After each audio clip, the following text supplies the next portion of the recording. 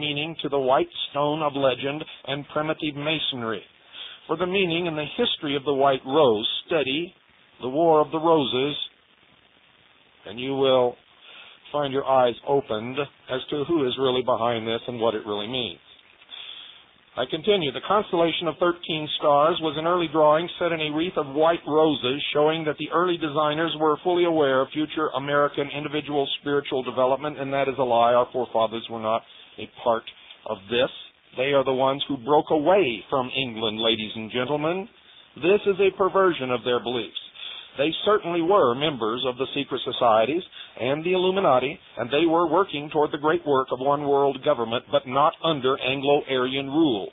You see, our forefathers truly believed in their day of the brotherhood of man, meaning all men, at some point in the future, standing upon an equal keel at birth and making for themselves what they will through individual responsibility. They really wanted this nation to succeed, but they knew in their hearts, because they understood human nature very well, that we would abdicate our responsibilities and our freedoms and would become slaves, and they would have to institute some kind of government to control the mob. Their aim was to topple the churches and states that existed in their world and bring about a true freedom of mankind, hoping that this would be it, but giving us all the tools to either make the experiment succeed or fail, for man should, they believed, and I believe also, get what he deserves. The design is now drawn in white clouds, showing that the spiritual nature of America is beclouded, or under a cloud for the moment. These clouds are shadows symbolizing the confusion of the present era, will gradually be replaced by bright sunshine, symbol of light, enlightenment, clear perception, and understanding. Solomon's temple was the design of the perfect man. Perfection is the ultimate of every man, unless he chooses ignoble defeat. The Bible, like the arcane teachings of the greater mysteries, tells us of the three-cornered copestone which was prepared to finish the pyramid and the temple, but was rejected and later became the headstone of the corner. Genesis tells us of one Joseph, the keeper of the stone of Israel, and I might remind you that Isis was also called the stone.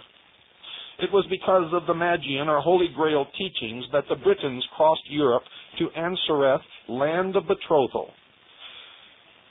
They quote Esdras 11-13. Folks, can you find a book of Esdras in the Bible? Of course not. They will quote anything that furthers their perversion and their lie.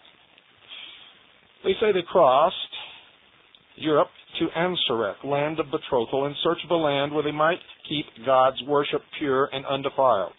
Hence, through Joseph, who was separated, cast out, or sold by his brethren, we inherited the white stone of all Israel, the copestone of the pyramid and of Solomon's temple, that rock upon which the initiate Nazarene reminded Peter he should build God's church.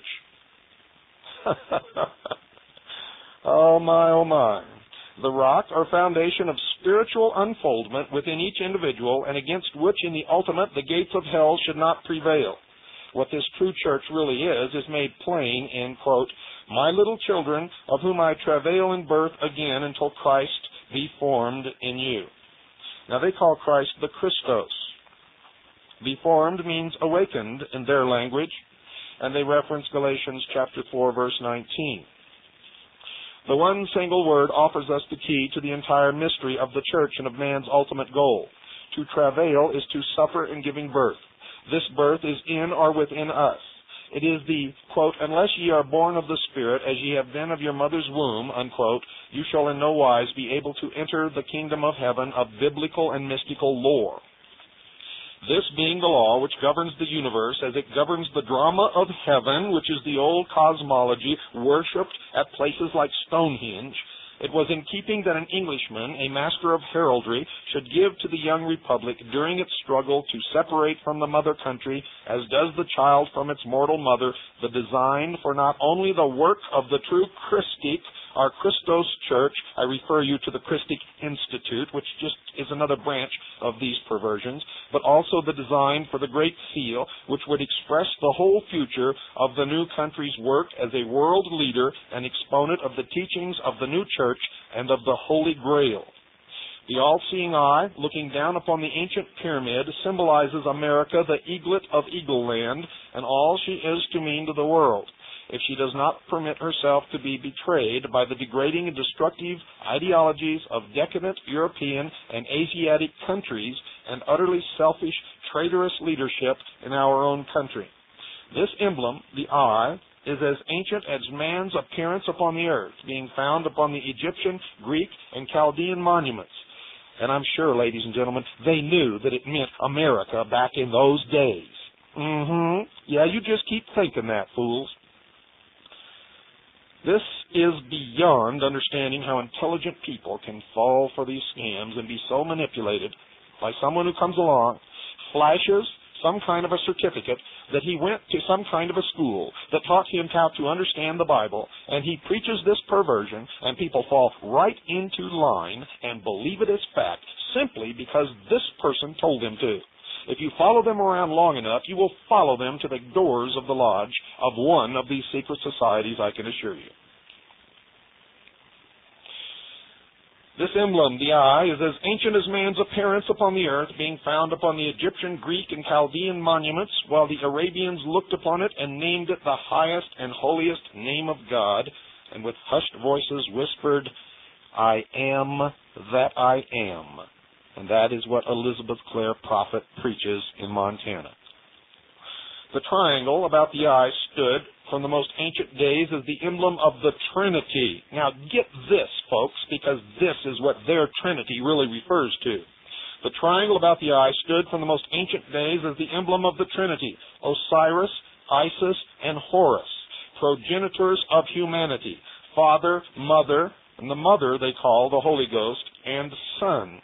It is the seal of the eternal law of the three of the universe, and the watchful guide to those who awaken and walk in the light. Quote, "I will instruct thee and teach thee in the way which thou shalt go. I will guide thee with mine eye." Unquote. Psalms 32, verse 8. The legend, symbolized by the pyramid, is esoteric, given in numbers, measures, and weights. In these may be read the history of ages already completed and the prophecy of those yet to come. I refer you to ICE, the ultimate disaster, 5-5-2000. That's the name of the book, 5-5-2000, ICE, the Ultimate Disaster, by Richard Noon. I'll refer you in that book specifically to the interview with Tom Valentine, where he parrots this exact same philosophy. I also refer you to his book about the pyramids, I forget the name of it, and his other book, The Life and Death of Planet Earth. I was thinking of a book written by Hal Lindsey. The Valentine's book is The Life and Death of Planet Earth. You'll find this same philosophy espoused throughout, and you will find him on Radio Freemasonry, running you around in circles, chasing your tails, even now. Throughout the past ages, each with its leader, runs the legend of the Stone Kingdom cut out without hands. Now remember, throughout all past ages, this legend, this story, this perversion has been repeated throughout the pagan religions since the beginning of time, when man first looked up and equated the sun with the power of God. The inner kingdom of heaven, the last and greatest of all, might have been the Master Nazarene had he not been betrayed by his own people, as in England, the land of Joseph, and the Grail being betrayed today. Notice, when it comes to the Nazarene, who was of Israel, being betrayed, all of a sudden, he's been betrayed by his own people, but his own people are no longer these people, you see. That's blamed on the Jews, but yet they claim to be of the tribe of Israel. What hypocrites, what liars, what deceivers, what perverters, what manipulators. Unless Americans, in rapidly increasing numbers, become imbued with the spirit of America and awaken to the Christic Church, Again, I refer you to the Christic Institute, run by another secret society, the Jesuits. A similar fate may also befall America. Ancient architecture, heraldry, and the drama of heaven are all telling the people of America of their possible destiny, material and spiritual,